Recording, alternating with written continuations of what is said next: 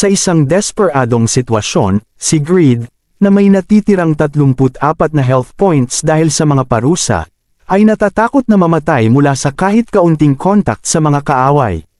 Sila ay hinarap ng mga kaaway na tinawag silang Despicable Heretic.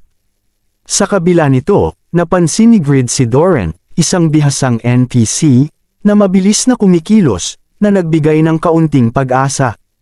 Iminungkahi ni Doran ang isang estratehikong paraan sa halip na basta makipaglaban, ngunit nararamdaman ni Greed na sila ay tiyak na mamamatay.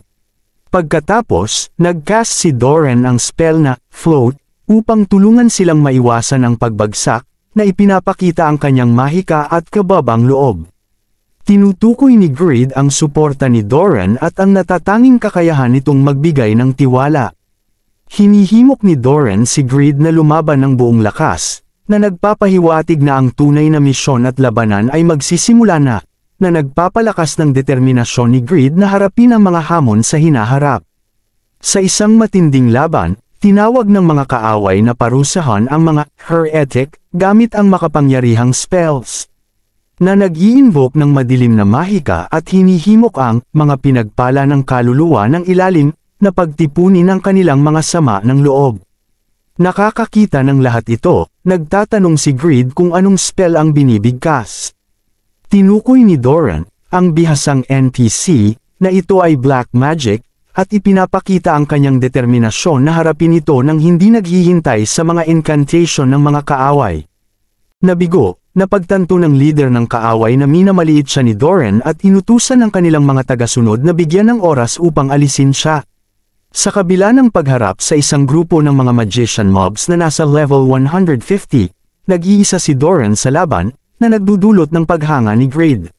Sinasalubong nila si Doran, tinatawag siya ni Greed na kanyang liwanag at pag-asa, habang iniisip ang posibilidad na ma-clear ang S-grade quest sa tulong ni Doran. Nagpapahayag si Doran ng kanyang katapatan sa pamilyas time at labanan ng buong tapang. Pinapawalang bisa ang black magic na nakatuon sa kanila. Nagtatanong si Greed kung si Doran ay isang named NPC, isang karakter na may malaking kahalagahan sa kwento. Habang nahuhuli ang mga kaaway, naghahanda silang mag-cast muli ng kanilang spells, ngunit idineklara ni Doran na para sa mga nakapanakit sa pamilyas time, walang konsepto ng pangalawang pagkakataon. Habang ang mga kaaway ay nagbubulong ng spell na may layuning kontrolin ang isip, nagpapakita ng pagsusumikap si Doran. Sa sandaling yon, lumitaw ang isang misteryosong babae na nagngangalang Yera, na nag-aangkin na ipagtatanggol niya ang sakripisyo bilang bahagi ng kanyang sariling S-grade quest. Kinikilala niya ang kasab-ikan sa pagharap kay Doran, isang named NPC, at tinatanong kung siya ay magiging karapat-dapat na kalaban, na nagpapataas ng pusta para sa parehong panig habang lumalala ang laban. Si Yera, na kilala bilang The Blood Witch, ay isang mataas na ranggong manlalaro sa Korea sa Black Magician rankings at isang kilalang tao dahil sa kanyang kagandahan at kakayahan. Habang nasa isang misyon upang hadlangan ang mga intruder, hindi inaasahang nakatagpo siya kay Doran, na nagbigay ng interes sa kanya. Kilala sa kanyang kahusayan sa mahika, tinanong ni Yera kung ang protagonista ang nag-activate ng S-grade quest. Ipinaliwanag na pinili niya ang lugar na ito upang magsanay ng walang istorbo. Pinuna niya ang kagamitan ng protagonista at mali siyang inisip na nasa level 80 lamang sila, na nagtatampok sa kanilang kawalan ng bentahe. Sa kabila ng kanyang pagkakamali, ipinagtanggol ng protagonista ang katayuan ni Doran bilang isang named NPC, na nagmumungkahi na kahit si Yera ay maaaring mahirapan sa kanya. Sa isang nakakagulat na twist, ipinahayag ni Yera ang kanyang pagnanais na makipaglaban sa protagonista upang ipagdiwang ang kanyang pag-abot sa level 230, na nagpapataas ng tensyon habang parehong naghahanda para sa salpukan. Sa nakakabighaning eksenang ito, pinipilit ni Doran si Greed na kumilos ng mabilis, binibigyang diin ang pangangailangan na laging isang hakbang sa unahan sa labanan.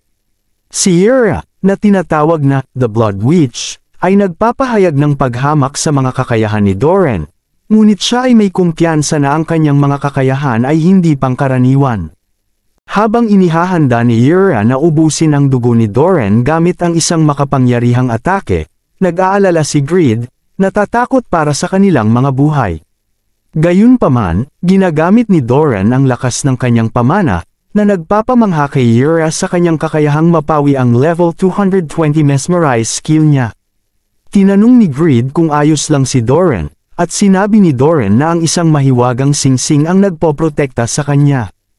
Napagtanto ni Yura na mas matibay si Doran kaysa sa inaasahan niya at inihahanda ang kanyang pinakamakapangyarihang atake. Ang Dark Storm. Sa sandaling ang spell ay malapit ng tumama kay Doran, si Greed ay humarap sa kanya, na hindi inaasahang tinanggap ang atake nang hindi nasaktan.